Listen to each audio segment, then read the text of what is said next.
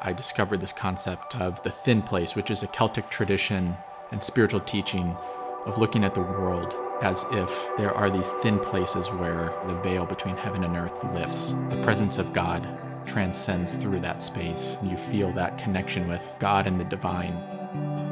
I very much view my paintings as kind of these windows into the thin place.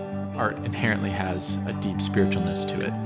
Whether you want to admit it or not, it's there, and it's depicting the unseen. Earliest memories of my exposure to creativity was through my grandmother. She was an artist professionally up in Door County, Wisconsin, and I got to see her process as a kid. It was really special going up to her studio, and I think that created a huge foundation for me.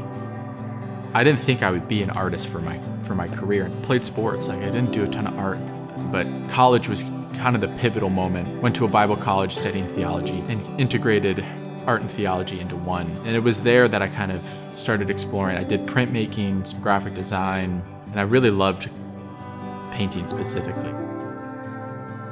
I graduated, got into the working world, was at the desk job, not doing anything creative, and that took a toll on me. So I actually started to get back into making art freely for the first time.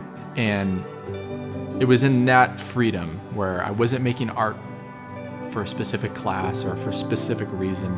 I was really making art for myself. And the ball got rolling and opportunities started to come up, commissions, and then that grew and grew, and it then started to make sense to be able to do this for work. And I took the jump and honestly haven't looked back.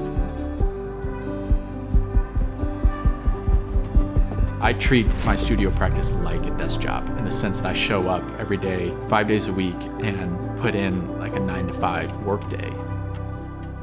There's an element of just kind of going through the motions. There's, sometimes where I have way more inspiration than other times, but I've learned that inspiration comes through working, through practicing, and through showing up.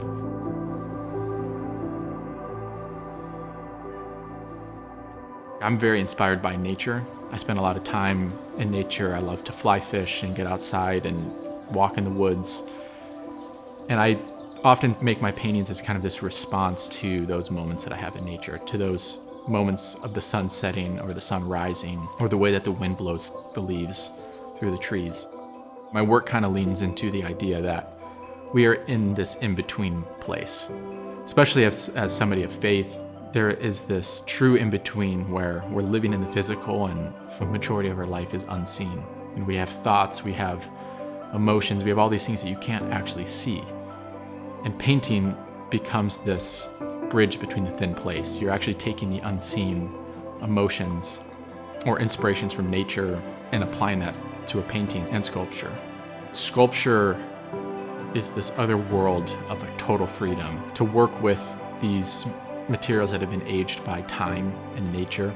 Feels like this merging of something that happened before, giving a new life to these materials. There's always an opportunity for something to be beautiful. It's about having eyes open to see those things.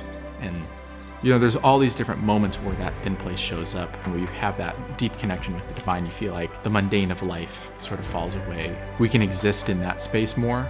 Not only will the world be a better place, but it'll just be more beautiful. There'll be more art made, there'll be more conversations to be had, because we realize that life is a lot more than just about us. And when you're moving too fast, you don't have time to pause and to think and to take in the world around us. And I think one of the best things you can do is just sit and watch the trees blow in the wind.